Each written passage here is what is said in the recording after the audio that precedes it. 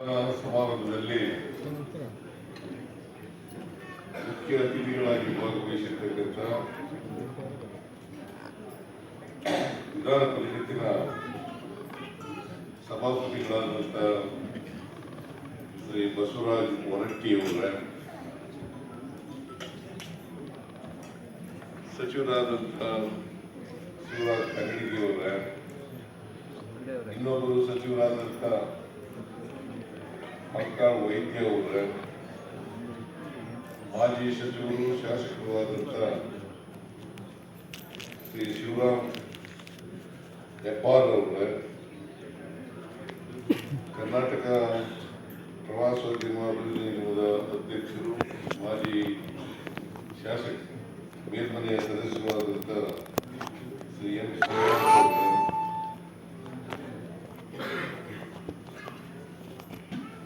ಪ್ರಧಾನ ಸಂಪಾದಕರು ವಿಶ್ವವಾಣಿ, ಧರ್ಮದರ್ಶಿ ಜನಶಕ್ತಿ ವಿಶ್ವಸ್ತ ಮಂಡಳಿ ಅಲ್ಲಿನ ಸದಸ್ಯರಾದಂಥ ಶ್ರೀ ವಿಶ್ವೇಶ್ವರ ಭಟ್ ಅವರ, ಹೋಟೆಲ್ ಉದ್ಯಮಿ ಶ್ರೀ ಪ್ರವೀಣ್ ಶೆಟ್ಟಿ ಅವರ, ವಿಧಾನ ಪರಿಷತ್ತಿನ ಸದಸ್ಯರಾದಂಥ ಶ್ರೀ ಶಾಂತಾರಾಮ್ ಸಿದ್ದಿ ಅವರು, ಶಾಂತಾರಾಮ್ ಸಾಕ್ಷಿ ಸಿದ್ದಿ ಬೇಡ,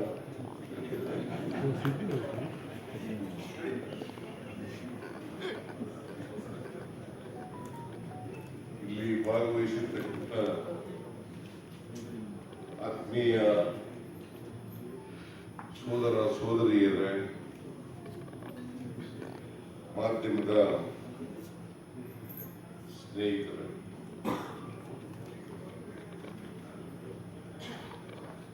ಈ ಕಾರ್ಯಕ್ರಮಕ್ಕೆ ಬರಲೇಬೇಕು ಅಂತೇಳಿ ವಿಶ್ವೇಶ್ವರ ಭಟ್ ಅವರು ನನಗೆ ಒತ್ತಾಯವನ್ನು ಮಾಡಿದರು. ಇವತ್ತು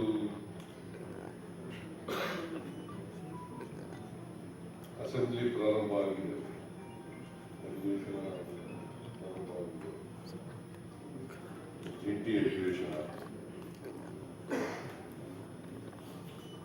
ಆಮೇಲೆ ಕ್ಯಾಬಿನೆಟ್ ಮೀಟಿಂಗ್ ಕೂಡ ಇತ್ತು. ಕ್ಯಾಬಿನೆಟ್ ಮೀಟಿಂಗ್ ಅನ್ನ ತಾತ್ರಾತ್ಮಕವಾಗಿ ಮುಗಿಸಿ ಈ ಕಾರ್ಯಕ್ರಮದಲ್ಲಿ ಭಾಗವಹಿಸಿದ್ದೇನೆ.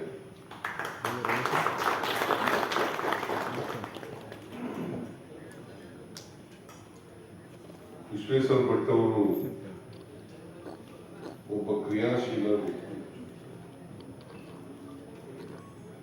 ಅವರು ಅನೇಕ ಪತ್ರಿಕೆಗಳಿಗೆ ಸಂಪಾದಕರಾಗಿ ಕೆಲಸ ಮಾಡಿದ್ದಾರೆ. ಜೊತೆಗೆ ಅವರು ಬರೀ ಪತ್ರಿಕೋದ್ಯಮಿ ಅಷ್ಟೇ ಅಲ್ಲ,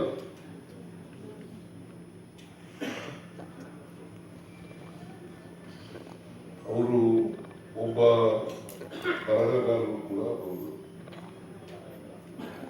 ಜೊತೆಗೆ ವಿದೇಶ ಪ್ರವಾಸ ಇದೆಯಲ್ಲ, ನಿಮ್ಮನ್ನು ಕರ್ಕೊಂಡಿದ್ರು ಮೇಡಮ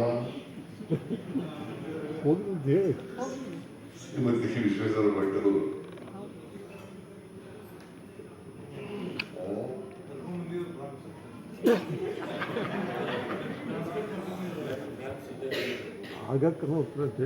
ಕೆಲವು ದೇಶಗಳಿಗೆ ಕರ್ಕೊಂಡು ಹೋಗಿದ್ದಾರೆ, 22 ದೇಶಗಳು. ಆದ್ರೆ ಅವರು 100 ದೇಶಗಳು ನೋಡಿರ್ಬೋದು ಅಂತ ಅನ್ಸುತ್ತೆ. 110 ದೇಶಗಳು ನೋಡಿರೋದು, 110 ದೇಶಗಳು. ಬಹುಶಃ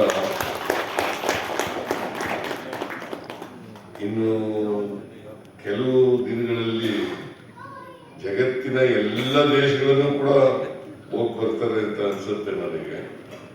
ಈಗಾಗಲೇ ಕೆಲವು ದೇಶಗಳನ್ನ 2 ಸಾರಿ 3 ಸಾರಿ 4 ಸಾರಿ ಎಲ್ಲ ಭೇಟಿ ಮಾಡ್ತಾರೆ ಅಲ್ಲ.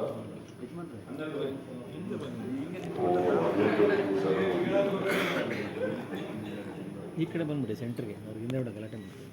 ನಾನು ವಿಶ್ವವಾಣಿ ಪತ್ರಿಕೆಯನ್ನ ಪ್ರಾರಂಭ ಮಾಡಿದಾಗ ಇವ್ರು ತಗೊಂಡಾಗ ನಾನೇ ಅದನ್ನ ಉದ್ಘಾಟನೆ ಮಾಡಿದ್ದೆ.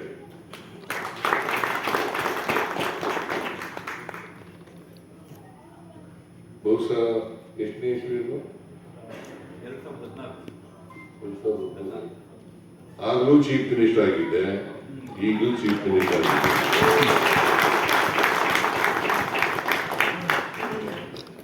ವಿಶ್ವವಾಣಿ ಪತ್ರಿಕೆ ಈಗ ರಾಜ್ಯದಲ್ಲಿ ಒಂದು ಪ್ರಮುಖವಾದಂಥ ಪತ್ರಿಕೆ, ರಾಜ್ಯ ಮಟ್ಟದ ಪತ್ರಿಕೆ ಅಂತ ಹೇಳಲಿಕ್ಕೆ ಬಹಳ ಸಂತೋಷ ಆಗ್ತಾ ಇದೆ.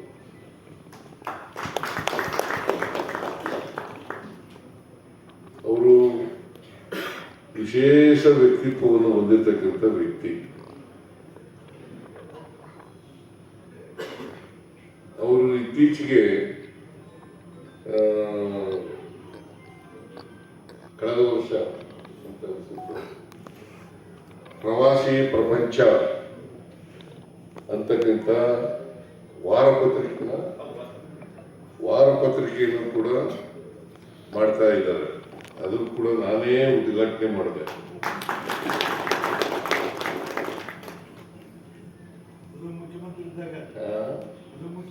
ಅದು ಮುಖ್ಯಮಂತ್ರಿ ಇದ್ದಾಗ 1 ವರ್ಷ ಆಯ್ತು.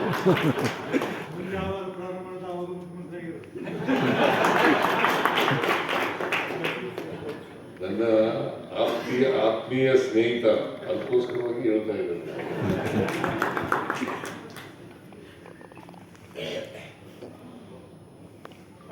ಹೊರಟ್ಟಿಯವರು ಬಹಳ ಒಳ್ಳೆಯ ಸ್ನೇಹಿತರು, ಜೊತೆಗೆ ಸ್ನೇಹಿತರ ಬಗ್ಗೆ ಹೆಚ್ಚು ಕಾಳಜಿಯನ್ನು ಇಟ್ಕೊಂಡಿರ್ತಕ್ಕಂಥ ವ್ಯಕ್ತಿ ಅಂತಕ್ಕಂಥದನ್ನ ಹೇಳಲಿಕ್ಕೆ ಬಯಸ್ತಾ ಇದ್ದೀನಿ.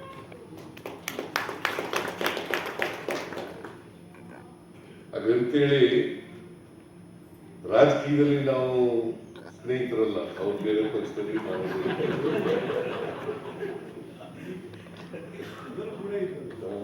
ಒಟ್ಟಿಗೆ ಮೊದಲೆಲ್ಲ ಒಟ್ಟಿಗೆ ಇದ್ದವು, ಆಮೇಲೆ ಬೇರೆ ಬೇರೆ ಆದವು. ಆದ್ರೆ ರಾಜಕೀಯವಾಗಿ ಸ್ನೇಹ ಇದೆ, ಆದರೆ ರಾಜಕೀಯ ಸಿದ್ಧಾಂತ ಬೇರೆ ಬೇರೆ. ಸೊ ಹಾಗಾಗಿ ನಾನು ಅವರು ಒಳ್ಳೆ ಸ್ನೇಹಿತರಾದರೂ ಕೂಡ, ವೈಯಕ್ತಿಕವಾಗಿ ಸ್ನೇಹಿತರಾದರೂ ಕೂಡ, ರಾಜಕೀಯವಾಗಿ ಬೇರೆ ಬೇರೆ ಪಕ್ಷಗಳು ಇದ್ದಾವೆ ಅಂತಕ್ಕಂಥ ಮಾತುಗಳನ್ನು ಹೇಳಲಿಕ್ಕೆ ಬಯಸ್ತಾ ಇದ್ದಾರೆ. ಇವತ್ತು ವಿಶ್ವೇಶ್ವರ ಭಟ್ರು ಸುಮಾರು 30 ಜನರಿಗೆ ವಿವಿಧ ಕ್ಷೇತ್ರಗಳಲ್ಲಿ ಸಾಧನೆ ಮಾಡಿರ್ತಕ್ಕಂಥ ಸಾಧಕರಿಗೆ ಸನ್ಮಾನ ಮಾಡಿದ್ದಾರೆ. ಅದು ಲೋಕಧ್ವನಿ ಪತ್ರಿಕೆಯ ಲೋಕಧ್ವನಿ, ಅದು ಉತ್ತರ ಕನ್ನಡ ಜಿಲ್ಲೆಯ ಬಹಳ ಪ್ರಸಿದ್ಧವಾದಂಥ ಪತ್ರಿಕೆ ಅಂತಕ್ಕಂಥ ಮಾತುಗಳನ್ನ ನಾನು ಕೇಳಿದ್ದೀನಿ, ಅವರು ಹೇಳಿದ್ದಾರೆ. ಈಗಾಗಲೇ ಅದು ಕೊಪ್ಪಳಗೂ ಕೂಡ ವಿಸ್ತರಿಸಿದ್ದಾರೆ. ಅದು ಜಿಲ್ಲಾ ಪತ್ರಿಕೆಯಾಗಿ ಉಳಿದಿಲ್ಲ, ಈಗ ರಾಜ್ಯ ಪತ್ರಿಕೆಯಾಗಿ ಬೆಳೀತಾ ಇದೆ ಅಂತಕ್ಕಂಥ ಅದು ಒಂದು ರಾಜ್ಯ ಪತ್ರಿಕೆ ಆಗಲಿ ಅಂತೇಳಿ ಆಶಿಸ್ತೇವೆ. ಮೈಸೂರಿನಲ್ಲಿ ಕೂಡ ಪ್ರಾರಂಭ ಮಾಡ್ತಾರೆ. ಇನ್ನು 2 ತಿಂಗಳಲ್ಲಿ ಮೈಸೂರಿನಲ್ಲಿ ಕೂಡ ಪ್ರಾರಂಭ ಮಾಡ್ತಾರೆ. ಸೊ ಅದರಿಂದ ಅದು ರಾಜ್ಯ ಪತ್ರಿಕೆ ಆಗ್ತಕ್ಕಂಥ ಎಲ್ಲ ಯೋಗ್ಯತೆಯನ್ನು ಕೂಡ ಪಡ್ಕೊಂಡಿದೆ ಅಂತಕ್ಕಂಥ ಮಾತುಗಳನ್ನ ಹೇಳಲಿಕ್ಕೆ ಬಯಸ್ತಾ ಇದ್ದೀನಿ. ಸೊ ವಿಶ್ವೇಶ್ವರ ಭಟ್ರು ಈಗಾಗಲೇ ಹೇಳಿದಂತೆ 30 ಜನರಿಗೆ ಸನ್ಮಾನಿಸಿದ್ದಾರೆ. ಅವರೆಲ್ಲರೂ ಕೂಡ ಪ್ರಶಸ್ತಿ ಪುರಸ್ಕೃತರು. ಅವ್ರಿಗೆಲ್ಲರಿಗೂ ಕೂಡ ವೈಯಕ್ತಿಕವಾಗಿ ಲೋಕಧ್ವನಿ ಪತ್ರಿಕೆಯ ಪರವಾಗಿ ಹಾಗೂ ವಿಶ್ವೇಶ್ವರ ಪರವಾಗಿ ಧನ್ಯವಾದಗಳನ್ನ, ಅಭಿನಂದನೆಗಳನ್ನ ಹೇಳಲಿಕ್ಕೆ ಬಯಸ್ತಾ ಇದ್ದೇನೆ. ಆರೋಗ್ಯ ಇರಲಿ, ಈಗಾಗಲೇ ಶ್ರೀಮಂತಿಗೆ ಎಲ್ಲ ಇದೆ. ಯಾಕಂತಂದ್ರೆ ಈಗಾಗಲೇ ಅವರು ವೃತ್ತಿ ಬದುಕಿನಲ್ಲಿ ಬಹಳ ದೂರ ಹೋಗ್ಬಿಟ್ಟಿದ್ದಾರೆ, ಬಹಳ ಸಾಧನೆಗಳನ್ನ ಮಾಡಿದ್ದಾರೆ. ಸಮಾಜಕ್ಕೆ ಬಹಳಷ್ಟು ಕೊಡುಗೆಯನ್ನು ಕೊಟ್ಟಿದ್ದಾರೆ. ಅಂಥವ್ರನ್ನೆಲ್ಲ ಇವತ್ತು ಸನ್ಮಾನಿಸ್ತಕ್ಕಂಥ ಕೆಲಸ ಮಾಡಿದ್ದಾರೆ. ಅವರೆಲ್ಲರೂ ಕೂಡ ಅವರು ಇನ್ನೂ ಹೆಚ್ಚು ಸಾಧನೆಗಳನ್ನು ಮಾಡಲಿ ಅಂತಕ್ಕಂಥ ಒಂದು ಸಾಧನೆ ಈಗ ಇಲ್ಲಿವರೆಗೆ ಏನು ಸಾಧನೆ ಮಾಡಿದ್ದಾರೆ ಅದನ್ನು ಗುರುತಿಸಿ ವಿಶ್ವೇಶ್ವರ ಭಟ್ರವರು ಸನ್ಮಾನವನ್ನು ಮಾಡಿದ್ದಾರೆ. ಇನ್ನಷ್ಟು ಸಾಧನೆಗಳನ್ನು ಮಾಡಬೇಕು. ಯಾಕಂತಂದ್ರೆ ಹುಟ್ಟು ಆಕಸ್ಮಿಕ, ಸಾವು ಗ್ಯಾರಂಟಿ. ಈ ಹುಟ್ಟು ಸಾವಿನ ಮಧ್ಯೆ ಇದೆಯಲ್ಲ, ನಮ್ಮ ಜೀವನ ಸಾರ್ಥಕ ಆಯ್ತು ಅಂತಕ್ಕಂಥ ಮನುಷ್ಯ ನಾಗಿ ಬಾಳ್ತಕ್ಕಂಥದ್ದು ಇದೆಯಲ್ಲ, ಅದು ಬಹಳ ಮುಖ್ಯ. ಯಾವ್ಯಾವ ಜಾತಿಗಳು ಹುಟ್ಟಿರ್ತೀವಿ, ಯಾವ್ಯಾವ ಧರ್ಮದಲ್ಲಿ ಹುಟ್ಟಿರ್ತೀವಿ, ನಾವು ಯಾವ ಧರ್ಮದಲ್ಲಿ ಹುಟ್ಟಿದ್ರು ಕೂಡ, ಯಾವ ಜಾತಿಯಲ್ಲಿ ಹುಟ್ಟಿದ್ರು ಕೂಡ ಮನುಷ್ಯ ನಾಗಿ ಬಾಳ್ತಕ್ಕಂಥದ್ದನ್ನ ಕಲ್ತ್ಕೊಳ್ತಕ್ಕಂಥದ್ದು ಇದೆಯಲ್ಲ, ಅದಕ್ಕಿಂತ ಪ್ರಮುಖವಾದಂಥ ಕೆಲಸ ಬೇರುವುದಿಲ್ಲ ಅಂತಕ್ಕಂಥ ಮಾತುಗಳನ್ನು ಈ ಸಂದರ್ಭದಲ್ಲಿ ಹೇಳಲಿಕ್ಕೆ ಬಯಸ್ತಾ ಇದ್ದೀನಿ. ಯಾಕಂದ್ರೆ ಯಾವ ಧರ್ಮನೂ ಕೂಡ ಧರ್ಮದ ಆಧಾರದ ಮೇಲೆ, ಜಾತಿ ಆಧಾರದ ಮೇಲೆ ಮನುಷ್ಯತ್ವವನ್ನ, ವ್ಯಕ್ತಿತ್ವವನ್ನ ಅಳಿತಕ್ಕಂಥದ್ದು ಇದೆಯಲ್ಲ, ಅದು ತಪ್ಪು. ಯಾವ ಧರ್ಮನೂ ಕೂಡ ದ್ವೇಷ ಮಾಡಿ ಅಂತ ಹೇಳಲ್ಲ. ಯಾವ ಧರ್ಮನೂ ಹೇಳ್ತದ ದ್ವೇಷ ಮಾಡಿ ಅಂತ? ಪ್ರೀತಿಸಿ ಅಂತ ಹೇಳ್ತದೆ, ಪರಸ್ಪರ ಪ್ರೀತಿಸಿ ಅಂತ ಹೇಳ್ತದೆ. ಆದ್ರೆ ಧರ್ಮದ ಆಧಾರದ ಮೇಲೆ, ಜಾತಿ ಆಧಾರದ ಮೇಲೆ ಸಮಾಜವನ್ನು ಒಡೆಯತಕ್ಕಂಥ ಕೆಲಸ ಇದೆಯಲ್ಲ, ಅದು ಹೋಗ್ಬೇಕು. ಅದಕ್ಕೆ ನಮ್ಮಲ್ಲಿ ಜಾತಿ ವ್ಯವಸ್ಥೆ ಅಷ್ಟು ಸುಲಭವಾಗಿ ಹೋಗಲ್ಲ. ಅದಕ್ಕೆ ನೀವೆಲ್ಲರೂ ಕೂಡ ಪತ್ರಕರ್ತರಿಲ್ಲ, ವಸ್ತು ಸ್ಥಿತಿಯನ್ನು ಜನರ ಮುಂದೆ ಇರ್ತಕ್ಕಂಥ ಪ್ರಯತ್ನವನ್ನು ಮಾಡಬೇಕು. ವಸ್ತುನಿಷ್ಠವಾಗಿ ಸತ್ಯವನ್ನು ಹೇಳ್ತಕ್ಕಂಥ ಕೆಲಸವನ್ನ ಮಾಡಬೇಕು. ಈಗ ಅನಗತ್ಯವಾಗಿ ನಮ್ಮ ಸಮಾಜಕ್ಕೂ ಉಪಯೋಗ ಇಲ್ಲ, ನಮಗೂ ಉಪಯೋಗ ಇಲ್ಲ, ಯಾರಿಗೂ ಉಪಯೋಗ ಇಲ್ಲ ಅಂತ ವಿಚಾರಗಳಿಗೆ ಹೆಚ್ಚು ಮಹತ್ವ ಕೊಡ್ತಕ್ಕಂಥ ಕೆಲಸವನ್ನು ಮಾಡಬೇಕು. ಹೆಚ್ಚು ಮಹತ್ವವನ್ನು ಕೊಡ್ತಕ್ಕಂಥ ಕೆಲಸವನ್ನು ಮಾಡಬಹುದು. ಈಗ ಉದಾಹರಣೆಗೆ ಗಂಡ ಹೆಂಡತಿ ಜಗಳಾಡ್ತಾರೆ, ರಾತ್ರಿ ಹೊತ್ತು ಸಂಸ್ಕಾರ ಒಂದು ಗಾದೆ ಇದೆ ನಮ್ಮ ಕಡೆ, ಹಳ್ಳಿನಲ್ಲಿ, ನಮ್ಮ ಕಡೆ ಗಂಡ ಹೆಂಡತಿ ಜಗಳ ಗುಂಡು ಮಲಗುವವರಿಗೆ ಅಂತ ಒಂದು ಗಾದೆ ಇದೆ ಅಲ್ವಾ? ಅದನ್ನೇ ಬೆಳಿಗ್ಗೆಯಿಂದ ಸಾಯಂಕಾಲದವರೆಗೂ ತೋರಿಸೋದು ಟಿವಿ.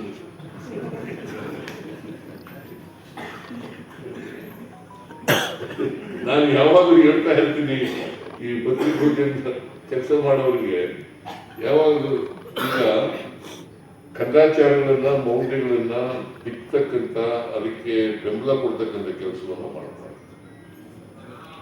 ಈಗ ಒಂದ್ಸಾರಿ ನನ್ನ ಕಾರ್ ಮೇಲೆ ಒಂದು ಕಾಗೆ ಕೂತ್ಬಿಟ್ಟಿತ್ತು. ನಿಮ್ಗೆಲ್ಲ ಗೊತ್ತಿದೆಯಲ್ಲ, ಕಾರ್ ಮೇಲೆ ಪಾಪ ಏನೋ ಕಾಯಿಲೆ ಬಿದ್ದಿತ್ತು, ಏನೋ ಬಂದ್ಕೊಂಡು ಹೋಗ್ಬಿಟ್ಟಿತ್ತು, ಅಥವಾ ಆಕಸ್ಮಿಕವಾಗಿ ಬಂದು ಕೂತ್ಕೊಂಡಿರ್ಬೇಕು ಕಾಗೆ. ಸಿದ್ದರಾಮಯ್ಯ ಕಾರ್ ಮೇಲೆ ಕಾಗೆ ಕೂತ್ಕೊಂಡಿದೆ, ಅದರಿಂದ ಅವನ ಅಧಿಕಾರ ಹೋಗ್ಬಿಡ್ತದೆ ಅಂತ ಹೇಳೋದು. ಅದು ಒಂದು ಚರ್ಚೆ, ಒಂದು ವಾರ ಚರ್ಚೆ. ಕೆಲವರು ವಾದ ಏನು ಗೊತ್ತಾಗ ಮಾಡ್ತಾ ಇದ್ದದ್ದು, ಸಿದ್ದರಾಮಯ್ಯನವರು ಹಿಂಗೆ ಜನವರಿ ತಿಂಗಳು ಇರಬೇಕು ಅಂತ ಕಾಣಿಸುತ್ತೆ. ಬಜೆಟ್ ಅನ್ನ ಮಂಡಿಸ್ತಾರೆ, ಬಳಸಿದ ಮೇಲೆ ಅದರ ಅಧಿಕಾರ ಹೋಗ್ಬಿಡ್ತದೆ ಅಂತ ಹೇಳೋದು. ಇನ್ನು ಕೆಲವರು ಬಜೆಟ್ನೇ ಮಂಡಿಸಕ್ಕಂದಿಲ್ಲ, ಅದಕ್ಕಿಂತ ಮುಂಚಿತವಾಗಿ ಅಧಿಕಾರ ಹೋಗ್ಬಿಡ್ತದೆ. ಅದಾದ್ಮೇಲೆ 2 ವರ್ಷ ಇದೆ ನಾನು. ಇದು ಏನು ಒಂದು ವಾರ ಚರ್ಚೆ.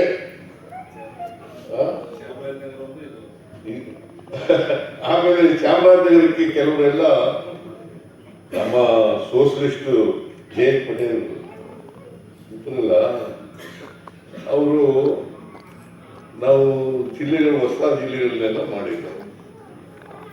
ನಾವು ಹೊಸ ಜಿಲ್ಲೆಗಳನ್ನ ಮಾಡಿದಾಗ ನಾನು ರಾಚಯ್ಯನವ್ರು ಬದುಕಿದ್ರುವಾಗ, ಈ ರಾಚಯ್ಯನವ್ರು ಬದುಕಿದ್ರು. ಈ ರಾಚಯ್ಯನವರು ಚಾಮರಾಜನಗರ ಜಿಲ್ಲೆ, ಮೈಸೂರು, ಚಾಮರಾಜನಗರ ಎರಡು ಒಂದೇ ಇತ್ತು, ಯುನೈಟೆಡ್ ಡಿಸ್ಟ್ರಿಕ್ಟ್. ಆಮೇಲೆ ಅದನ್ನ ಚಾಮರಾಜನಗರನೇ ಪ್ರತ್ಯೇಕ ಮಾಡೋದು. ಚಾಮರಾಜನಗರ ಜಿಲ್ಲೆ ಆಯಿತು, ಅದನ್ನ ಘೋಷಣೆ ಮಾಡಬೇಕಲ್ಲ, ಆ ಘೋಷಣೆಗೆ ಜಯಂತ್ ಪಟೇಲ್ ಮುಖ್ಯಮಂತ್ರಿ ಆಗಿತ್ತು. ಇದೇ ಕಾಲ ಚಾಮರಾಜನಗರಕ್ಕೆ ಹೋದ್ರೆ ಅಧಿಕಾರ ಹೋಗ್ಬಿಡ್ತದೆ. ನಾನು ಅದಾದ್ಮೇಲೆ ಮುಖ್ಯಮಂತ್ರಿ ಆದ್ಮೇಲೆ 15 ಸಾರಿ ಹೋದೆ, ನಾನು ಮುಖ್ಯಮಂತ್ರಿ ಹೋದೆ.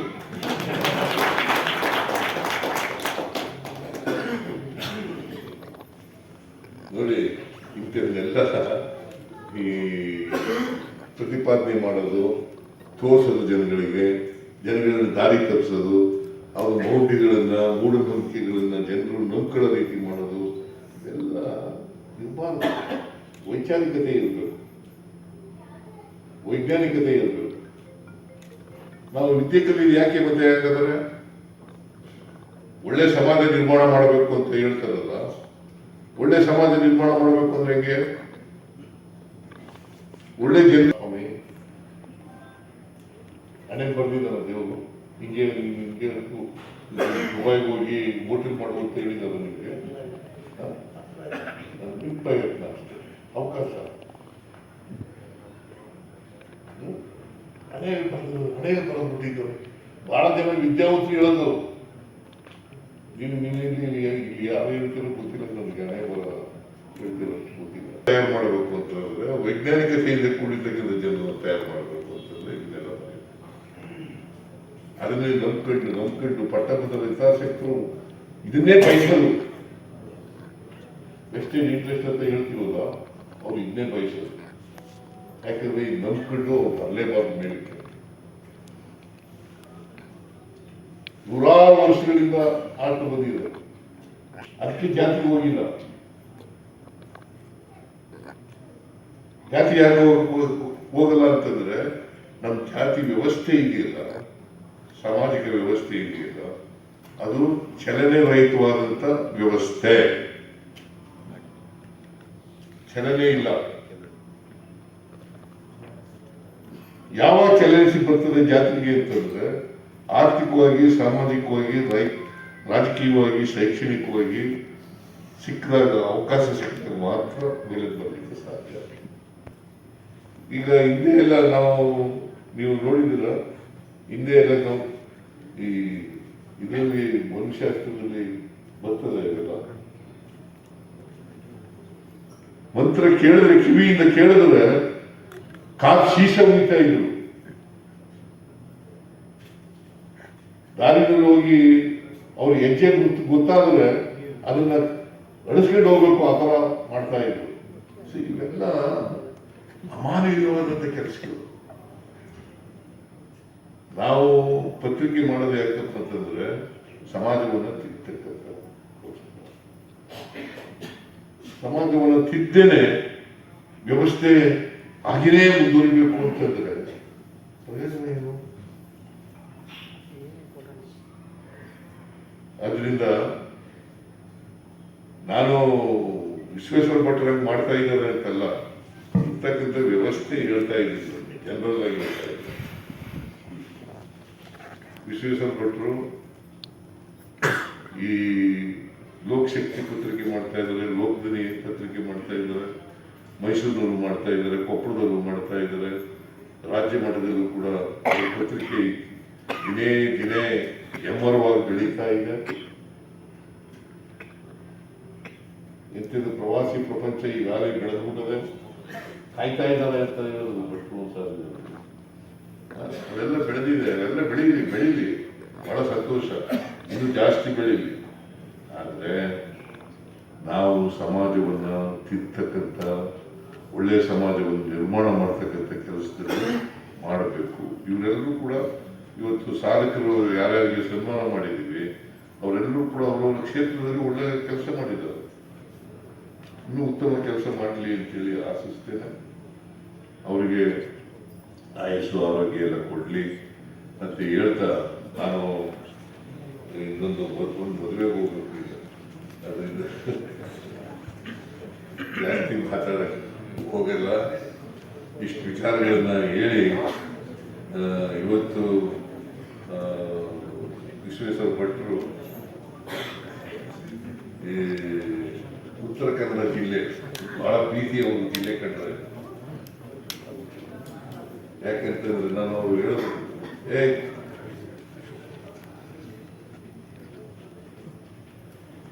ಉತ್ತರ ಕನ್ನಡ ಜಿಲ್ಲೆ ಕರಾವಳಿ ಪ್ರದೇಶನೂ ಹೌದು, ಮಲೆನಾಡು ಪ್ರದೇಶನೂ ಹೌದು, ಮತ್ತೆ ಬಯಲುಸೀಮೆನೂ ಹೌದು ಅಂತಕ್ಕಂಥ ಮಾತುಗಳನ್ನು ಹೇಳಿದ್ದಾರೆ, ಮಾಡಿ ಹೋಗಿದ್ದಾರೆ. ಎಲ್ಲ ಜಿಲ್ಲೆಗಳು ಹಂಗೆ ಇದ್ದಾವೆ.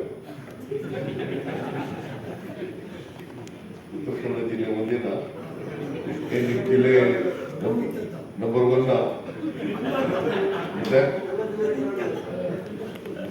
ಯಪ್ಪ ಹೇಳ್ಕೊಳ್ಳೋದು ಅದನ್ನ ಈ ಉತ್ತರ ಕನ್ನಡ ಜಿಲ್ಲೆನ ಇದಕ್ಕಾಗ್ತದೆ ಅಷ್ಟೇ, ಮುಂದುವರಿತಾ ಇದೆ.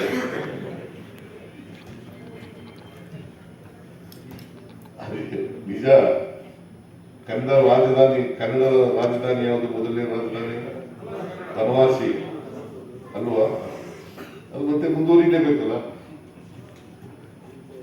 ಒಳ್ಳೆ ಜನ ಇದ್ದಾರೆ ಅನ್ನೋದೇ ಸತ್ಯ. ಉತ್ತರ ಕನ್ನಡ ಜಿಲ್ಲೆಯಲ್ಲಿ ಒಳ್ಳೆ ಜನ ಇದ್ದಾರೆ ಅನ್ನೋದು ಸತ್ಯ. ಮತ್ತೆ ಕೆಟ್ಟವರು ಒಳ್ಳೆಯವರು ಎಲ್ಲ ಕಡೆ ಇರ್ತಾರೆ. ಕೆಟ್ಟವರು ಇದ್ದಾರೆ, ಒಳ್ಳೆಯವರು ಇದ್ದಾರೆ.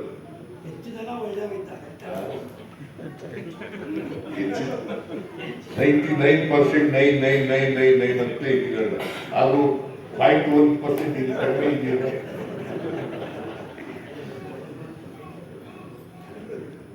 ದಕ್ಷಿಣ ಕನ್ನಡ ಜಿಲ್ಲೆ, ಉತ್ತರ ಕನ್ನಡ ಜಿಲ್ಲೆ, ಬೆಂಗಳೂರು ನಗರ ಇವೆಲ್ಲವೂ ಕೂಡ ಎಜುಕೇಷನಲ್ಲಿ ಮುಂದೆ ಇದ್ದಾವೆ.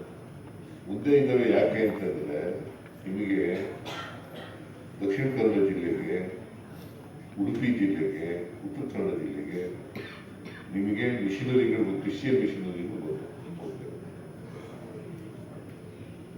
ಒಂದು ವೇಳೆ ಕ್ರಿಶ್ಚಿಯನ್ ಮಿಷನರಿ ಬರದೇ ಹೋಗಿದ್ರೆ ಅಷ್ಟೊಂದು ಶೈಕ್ಷಣಿಕವಾಗಿ ಆರೋಗ್ಯ ಕ್ಷೇತ್ರದಲ್ಲಿ ಮುಂದೆ ಬರೋಕ್ಕಾಗ್ತಾ ಇದೆ.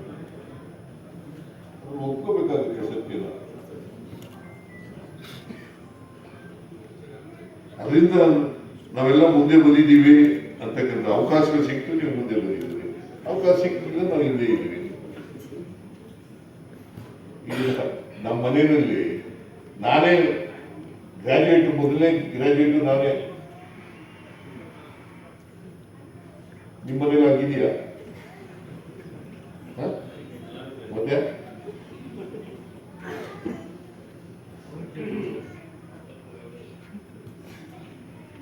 ನಮ್ಮ ಮನೇಲಿ ನಾನು ಮೊದಲನೇ ಗ್ರಾಜುಯೇಟ್.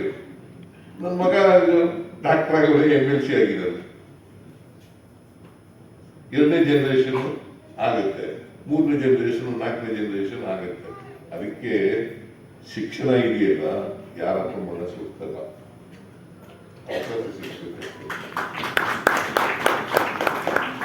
ಈಗ ಸಿದ್ಧಿ ಜನಾಂಗದವರು ಅಲ್ವಾ?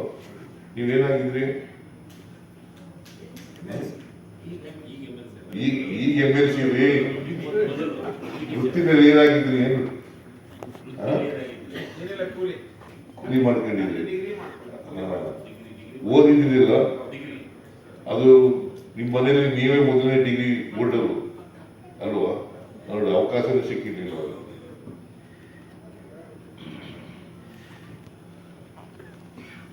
ಅವಕಾಶ ಸಿಕ್ಕಿದ್ರೆ ಎಲ್ಲರೂ ಕೂಡ ಬುದ್ಧಿವಂತರಾಗಲಿಕ್ಕೆ ಸಾಧ್ಯ. ರಾಮಾಯಣ ಬರೆದವರು ಯಾರು? ವಾಲ್ಮೀಕಿ. ಯಾವ ಜಾತಿಯವರು ಅವರು? ಬೇಡೂರು ಜಾತಿಯವರು. ಮಹಾಭಾರತ ಬರೆದವರು ಯಾರು? ವ್ಯಾಸ. ಅವ್ರು ಯಾವ ಜಾತಿಯವರು?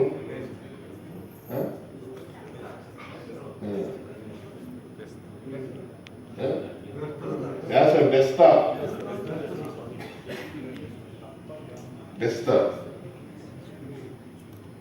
ಕಾಳಿ. ಇದನ್ನು ಬರೆದವರು ಯಾರು? ಅಂಬೇಡ್ಕರ್. ಸಂವಿಧಾನ ಬರೆದವರು ಯಾರು? ಅಂಬೇಡ್ಕರ್. ಯಾವ ಜಾತಿಯವರು ಅವರು? ಬುದ್ಧಿಸ್ಟ್. ದಲಿತ ಜಾತಿಯವರಲ್ವ? ಮೇಧಾವಿ ಆಗಿಲ್ವ? ಅದರಿಂದ ಜಾತಿಯಿಂದ, ಹುಟ್ಟಿನಿಂದ ಯೋಗ್ಯತೆ ಅರಿವ ಅವರು ವ್ಯಕ್ತಿ ಮೇಲೆ ಹೋಗ್ಬೇಕು. ಇದನ್ನ ಹೆಚ್ಚು ಪ್ರಚಾರದಲ್ಲಿ ಇರ್ತಕ್ಕಂಥ ಪ್ರಯತ್ನವನ್ನು ಮಾಡಬೇಕು. ಇದನ್ನು ಮಾಡಿದ್ರೆ ಪತ್ರಿಕೋದ್ಯಮಕ್ಕೆ ಅರ್ಥ ಬರ್ತದೆ ಅಂತಕ್ಕಂಥ ಮಾತುಗಳನ್ನು ಈ ಸಂದರ್ಭದಲ್ಲಿ ಹೇಳಲಿಕ್ಕೆ ಬಯಸ್ತೇನೆ.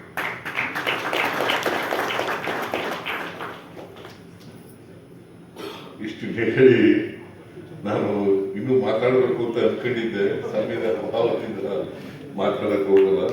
ಇಷ್ಟು ಹೇಳಿ ನಿಮ್ಗೆಲ್ಲ ಒಳ್ಳೇದಾಗಲಿ. ವಿಶ್ವೇಶ್ವರ ಭಟ್ರು ಇನ್ನೂ ಹೆಚ್ಚು ಪತ್ರಿಕೆಗಳನ್ನು ಮಾಡಲಿ.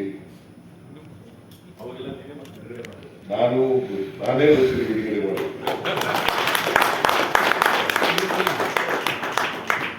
ಇನ್ನೂ ಹೆಚ್ಚು ಪತ್ರಿಕೆಗಳು ಮಾಡಲಿ.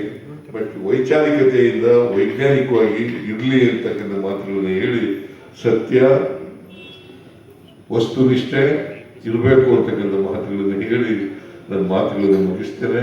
ಜೈ ಹಿಂದ್, ಜೈ ಕರ್ನಾಟಕ, ಜೈ ಸಂವಿಧಾನ.